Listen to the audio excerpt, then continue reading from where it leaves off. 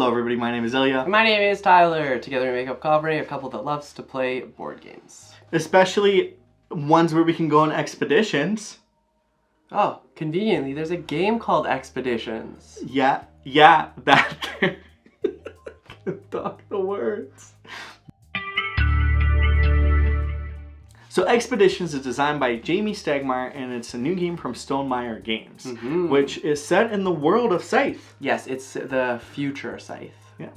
I don't know how far along in Scythe. I think it's after the war, and then things start to happen. And by things start to happen, what Tyler means is there's a big meteor that crashes down. Yeah. And what you're going to do in Expeditions is you're going to take a faction or your own faction to fund some expeditions and use some power and use some guile to go out there and get glory. Yes, in your giant specialized mech. Exactly. The way the game is played is you'll have a little action cube that you'll move, and based on where you move it, you'll do the actions, which are move, gather, or play an action.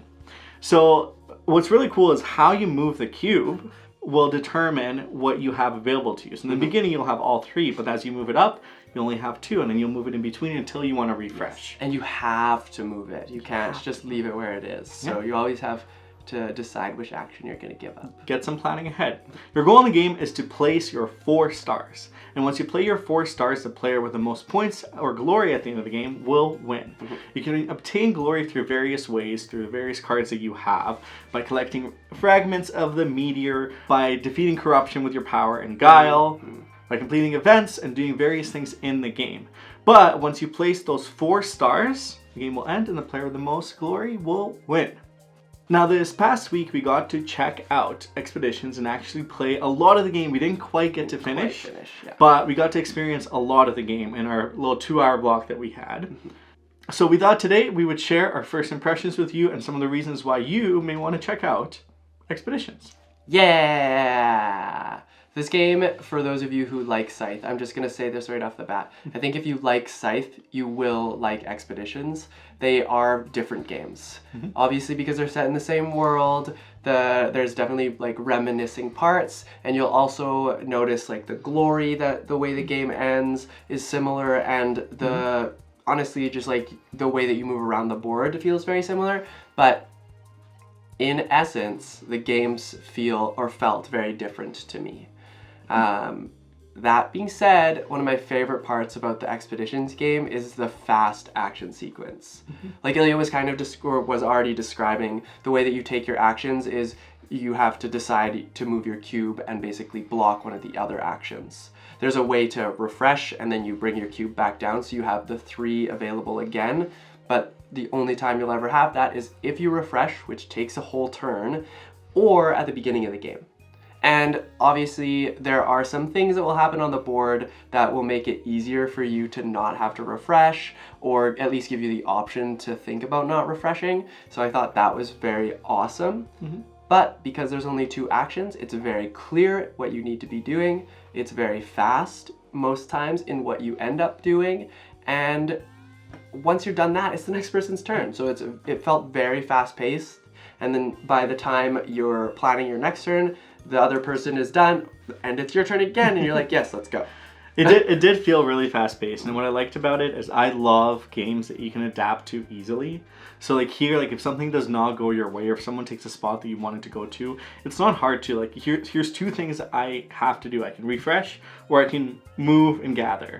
Like here's a few spots I can move and gather, here's what I'll do. But I found myself throughout the whole game, usually like it was really easy to be engaged the whole time, because the whole time you're thinking, okay, if I move and gather here, the next turn I can gather and play, and the next turn I can move and play, and then you start to plan how you can maximize and potentially score one of your stars or reach the conditions needed, and it becomes very exciting. Yeah, and because of the fast pace, you're always like, well, you pay attention to what other people are doing, and then you have to adjust, and I think that adds a lot of strategy points, but doesn't take you away from the game where you're just waiting, or like waiting for the next person to finish so that you can actually take your turn. It's very thoughtful while you're the non-active player.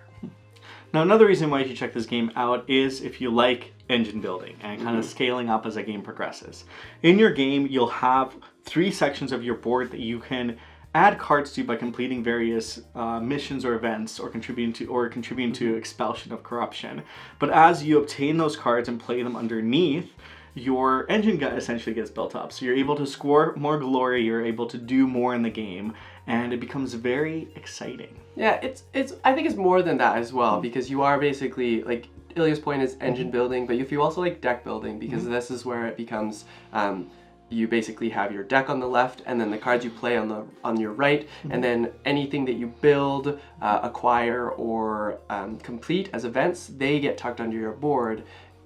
Some of the actions don't actually need to be tucked under your board to be able to activate. You have meeples that you get to place onto these cards that when you take the play action can now be utilized, making the card that you play have value because it provides you resources, but it also can potentially provide you an extra action if you have that matching meeple. Yeah, so it's like multi-use cards as well, because eventually some of the cards you will be like, okay, I'm done. I won't get any good use for it. Let's tuck it by doing this action.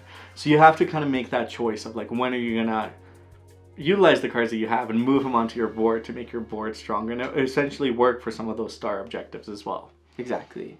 I think like the third point that I would probably bring up that I think people should check this game out is that when I was playing this, I could definitely see how all of the strategies were evolving and who was doing what.